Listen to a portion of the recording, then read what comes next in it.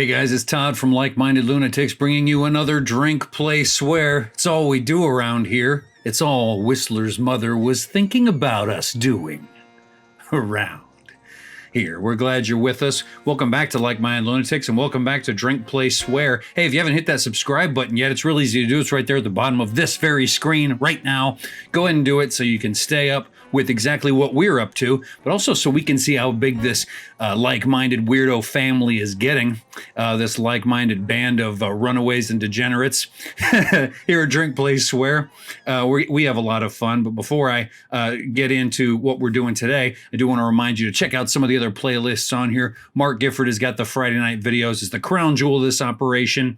The guy's getting big hits these days, and it's for good reason. He puts together a good show. Go check that one out. If you're coming for the Drink, Play, Swears primarily, you got to give Mark a chance. And I hope, of course, the folks listening to him and watching him will also give us a chance over here at Drink, Play, Swear. What is Drink, Play, Swear? Well, pretty simple. We're doing exactly what it sounds like. We play a game, usually a classic one. I pair it with a beverage, and I tell you a story. Look at the game we got here today. This is Zombies Ate My Neighbors, a great game from my childhood, and it came out on the Sega Genesis and the Super Nintendo, but we're playing it here on the Super Nintendo. One of my favorite controllers, one of my favorite systems of all time. I'm sure the Genesis had a fine version, and I've talked before about, the rivalry between those, but this is the one I had. I love the graphics, the sound, and the controls are all quality on this, so I'm sticking with it. I'm also sticking with another quality here, a quality beverage. This is a Jim Beam and Coke. Get yourself something.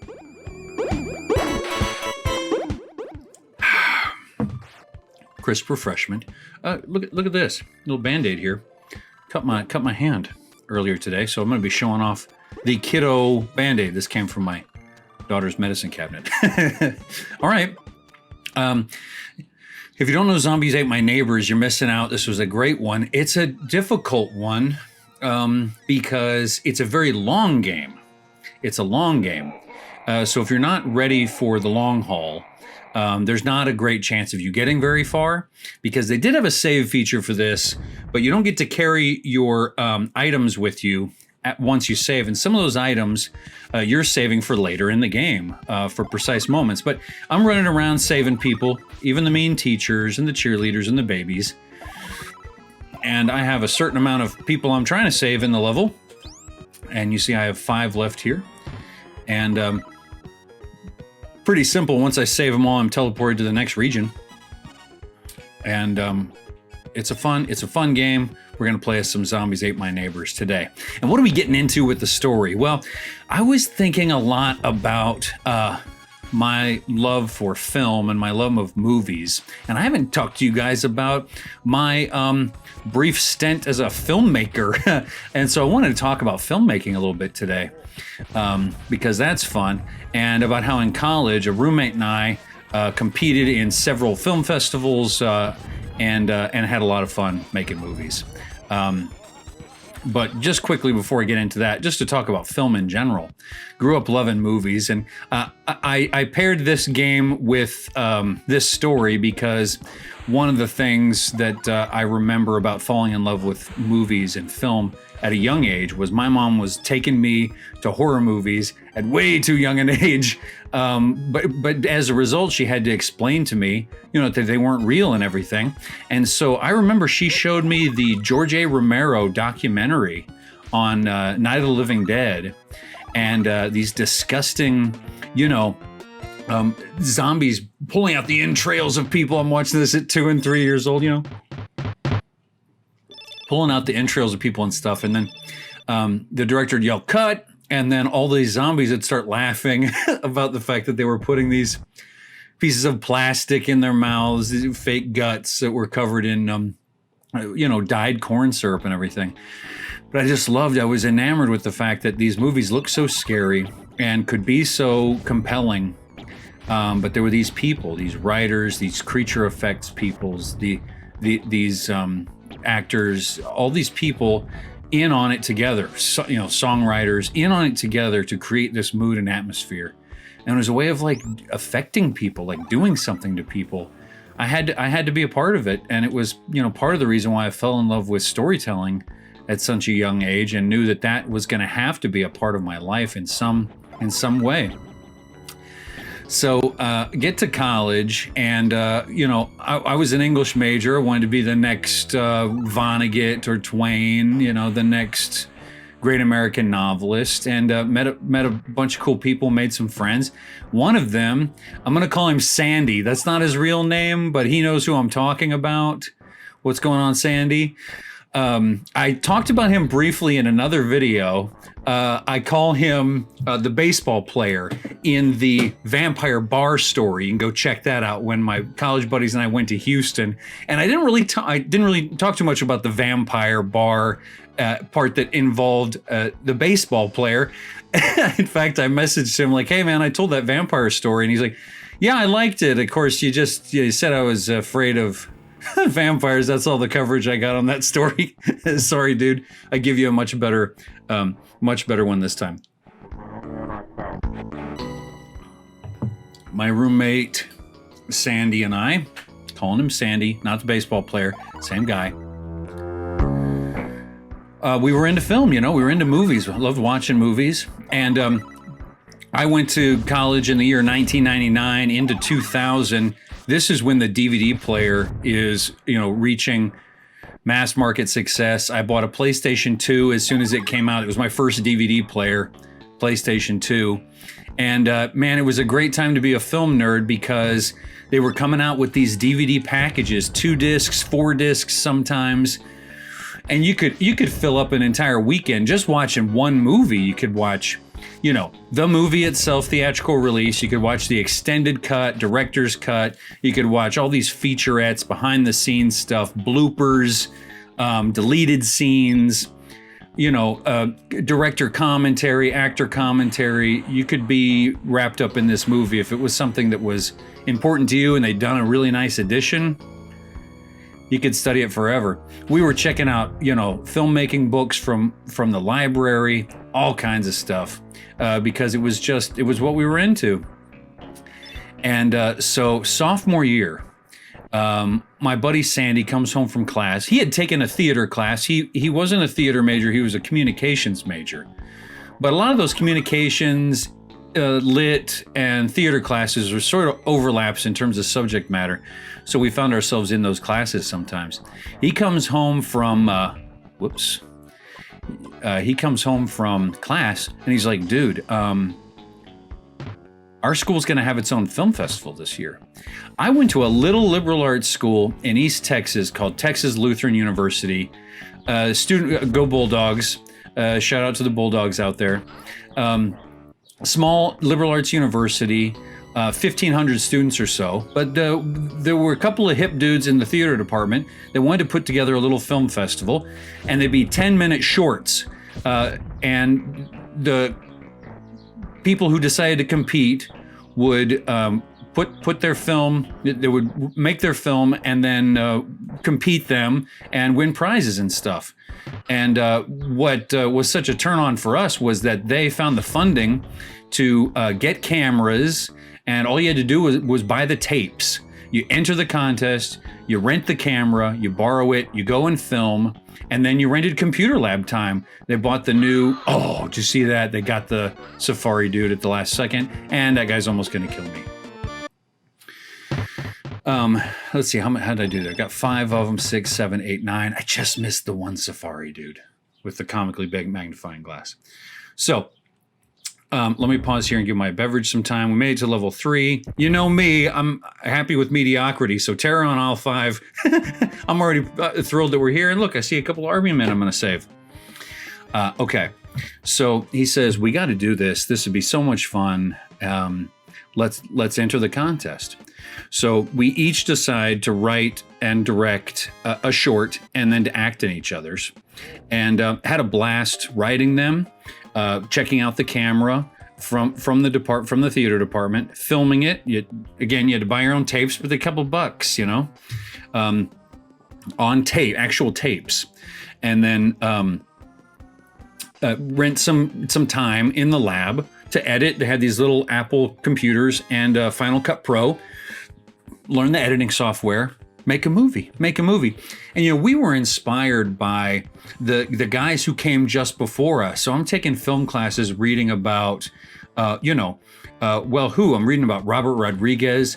I'm reading about Quentin Tarantino. I'm reading about Kevin Smith. All these guys who are actually the originators, the first successful, independent film folks who were stuck to real tapes, and had to find a way to buy some of these expensive cameras. Here I was benefiting from their know-how and reading their books, but I had the year 2000 here with DVDs and with the digital cameras and stuff. So it was great. It was a thrill. And when we got to the film festival, the school really went all out. They rented an old theater downtown Seguin, Texas, largest pecan. Seguin, Texas has the largest pecan. It's not even a real pecan. It's outside the courthouse. It's not a real pecan. It's like paper mache or something. I was offended when I found that out. Anyway, we went to the festival, and they didn't tell us the results ahead of time. So what they did was, and we all got decked out. You go to the theater and you watch all of the films. And so I think there were 10-minute movies at that first festival. You watch them all in no certain order, and then they had a little award ceremony at the end, and they had made these really nice wood clapboards. Oh, watch out. Somebody's gonna get the cheerleader. Got her. Don't worry, folks, I got her. I do want to use my health here. There we go. Sorry. So it was just a thrill. The festival was fun. We watched the movies. They were entertaining. And then at the end, Sandy and I did pretty well. My movie got third place. It was called Why We Have to Die, a weird sci-fi thing. And Sandy got first place for his movie. It was sort of a Kevin Smith style, two clever friends having banter for a while. First place. And then Sandy went away with one other award on that one. I believe Best Director. Although it could have been Best Screenplay, or it could have been Best Acting. In our college career, he won all of those at some point. But anyway, he walked away with 2 awards. I walked away with 1. And we felt really good about that, considering we weren't theater guys, Come to find out later that some of the theater folks were not too happy with us sort of taking over the awards, because they had sort of put this thing together themselves, for themselves. And we were, outsiders. I was an English major, didn't really take too many classes with them. And I was a writer. I wasn't an actor. But it was fine. We all had a great time. But I did walk away from the first annual realizing that maybe there were some hard feelings about us doing well. I felt great about it. So this... excuse me, saved the baby. I'm a big hero. I'm off to the races, going to level 4. So let's see how many I saved. I got 5 there and 9. 9 out of 10 I saved. I mean, I'm not going to say I'm amazing, but you judge for yourself and you tell me what you think. Level 4, no big deal. Chainsaw, hedge, maze, mayhem. I'm going to pause it here because I want to talk to you for a minute. And I remember this one being kind of crazy. There's a bad guy in here. He's sort of a Jason Voorhees meets Leatherface. Hockey mask, chainsaw. Okay. So my buddy Sandy gets the filmmaking bug. And he was one of these guys. He saved money, didn't spend a dime on anything. He had run a business. It was like a cutlery, a door-to-door cutlery operation, famous one, and he had made a bunch of money and saved it all. So when he finally found something he wanted to invest it in, he went all the way. So he bought a Canon XL1S, which at the time was a premium digital camera. Even Steven Soderbergh was using that in his independent movies at the time. He got a new iMac. He got Final Cut Pro, and we went to work. We went to business. I distinctly remember as we started writing movies and taking it really seriously, we would go to the bookstore 2 weeks before classes started, and we were taking a bunch of English and communications classes. So your textbooks are, literature and concepts. And we would sit in the weeks before the semester started and read all of our textbooks and take notes about what we'd learned so we could look at them later. So that when the semester started, we didn't have to do any homework and we didn't have to read anything. So we could just be making movies. So over the next year, we made a feature-length film and we made a couple of shorts. Just playing around, learning different techniques, learning how to direct, learning cinematography, learning camera positioning and that kind of stuff. And also trying to like figure out how to be an actor and figure out how to write for the screen, which is different than other kinds of writing. Our junior year was just full of writing and producing our own movies. And then comes around the second annual TLU Film Fest. Well, I'm excited for this because I had third place the year before and Sandy cleaned up with 2 awards, including first place. So we were excited going in. And I remember we were driving home from watching a movie, Royal Tenenbaums. We saw Royal Tenenbaums in the theater. You know, artsy movie, very funny, very well put together. And it inspired me. I started thinking about this idea for a little short film. And I said, Sandy, I think I got it. So wrote this little dialogue heavy, Kevin Smithy style short film where these 3 college roommates wake up one morning, one Saturday, and each of their 3 girlfriends had stayed there, but each of their 3 girlfriends is gone. And so the premise of the movie is that they're trying to figure out what might have happened to them, if they were in trouble or if they were okay, as they start trying to parse out sort of like, poor man's Sherlock Holmes about what might have happened, gathering evidence they see around them. Their logical skills keep being cut off by the fact that they are hoping that all 3 of those women fell in love with each other and ran off to Mexico. And so each time they're trying to figure out and get close to, here comes this guy.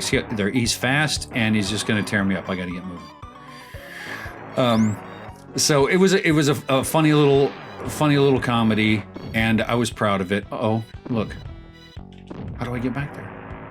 This poor dude is gonna eat it any second now. Ooh, he cut away.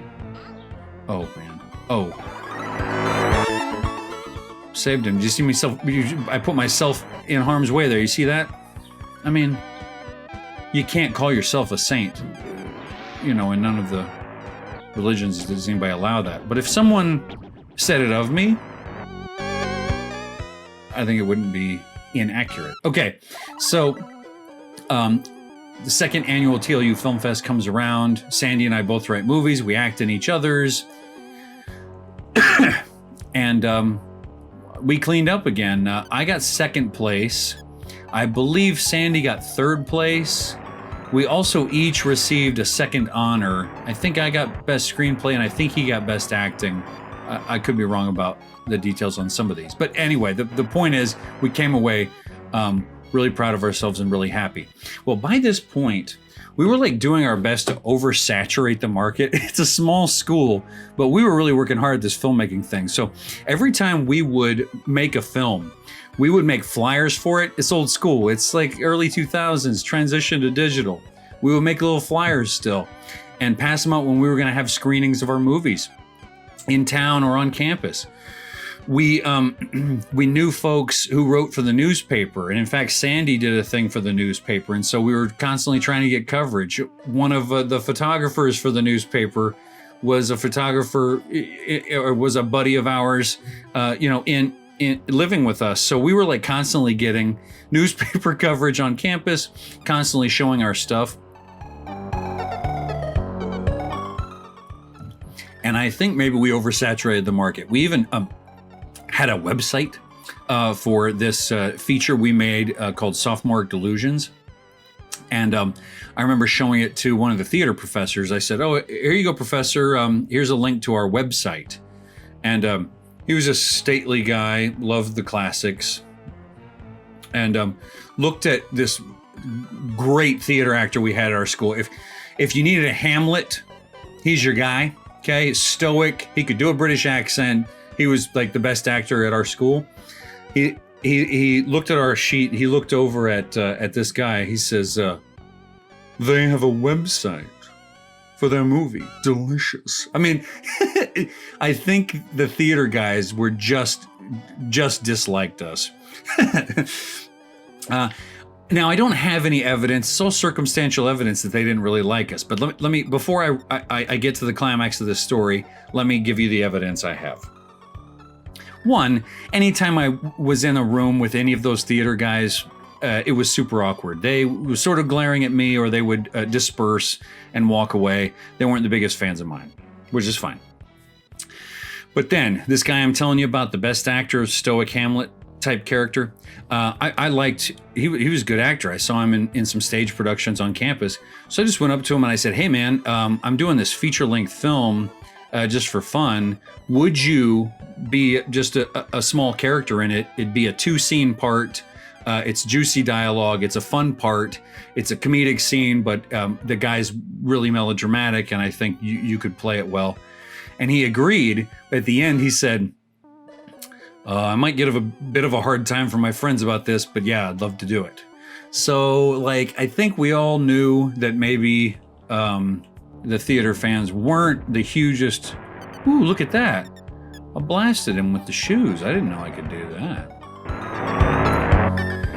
The theater folks were not the biggest fans of, at least me. I thought me and Sandy, but it could have been just me. I have no idea. Some of this could be in my head also. So we come to the next year, which is the 3rd annual TLU Film Fest, the culmination of our story. It's our senior year. We've been making movies now for a couple of years. We made several feature length, a lot of shorts, feeling really confident. And man, I wanted to do a swan song. I wanted to clean up at the final festival, because first annual festival, I got 3rd place. Second annual festival, I got 2nd place. It's like, hey man, it's in the trajectory. Like, oh, what am I doing? Oh, this guy's gonna absolutely smoke me. You know, I felt like it was in my trajectory. Like, I got to get 1st place, right? That's the logical conclusion. I felt like I was getting better every year, and I could certainly do something better than I did last year. And here I was with 1 year to try. Now, can I get this together? Okay. No, Todd can't. He can't save the baby. But in one final attempt, he saved the baby. So, 3rd annual comes around, and I am stoked, man. But I'm also kind of aware that we've oversaturated the market, and people are sort of sick of us and maybe even annoyed with us. Not just the theater kids, just the average student around, tired of me passing out flyers. Well, I was told that my film in the 3rd annual festival was going to play first. So I thought I would open with a joke and, get the room a little warmed up. So there was a little card at the front of the movie, and it said, "We apologize for any inconvenience, but the following film stars Todd Wright and Sandy." Laugh. Warm reception. Man, I got these guys in the palm of my hand. 1st place. Come at me. 1st place. I got this. So we watched the movie. Now, the crowd is dead silent, but it's a serious movie. It was kind of a Twilight Zone style movie with these 2 roommates, and they're disagreeing, they're arguing throughout most of the movie, but they sort of are also misunderstanding each other, and you get the idea that there's something the audience doesn't know. And then in the end, you realize that one of them has murdered the other one days ago, and the entire film it's sort of like a psychological thriller where it's the dialogue has been in the mind of the murderer, trying to come to terms with the mistake he's made by killing the guy. And in 10 minutes, right? Movie ends, and dead silence. I should have known it wasn't going well, but I did it because Mark will tell you, my close friends who read my writing and read the stuff I produce. I have this terrible affliction, which is I really like everything I create. I don't see its flaws. So when it was just a smattering of applause, I thought it was because they were stunned, you see, that they were taken aback by the drama and the unexpectedness of this homage to the 60s classic Twilight Zone. Well, we go through the rest of the evening, and it all goes fine. I think Sandy's goes over well pretty well too. I noticed the production value of the theater guys stuff has gone up markedly. They're trying some very inexpensive effects that people weren't trying. And if I can defend myself a little bit, they were also using copywritten music in inappropriate ways that we didn't do. In fact, preparing for the TLU Film Fest is the first time I worked with my cousin Ricky on original music, and he put original stuff in there that he had the rights to. That's neither here nor there, but it's my way of saying thank you, Ricky, for all those years ago. Festival ends, and it comes award time. You know how, like, in Revenge of the Nerds, you could see the blonde guy at the end be shocked, the jock be shocked that he's not the hero of the movie, right? That he was the villain all along.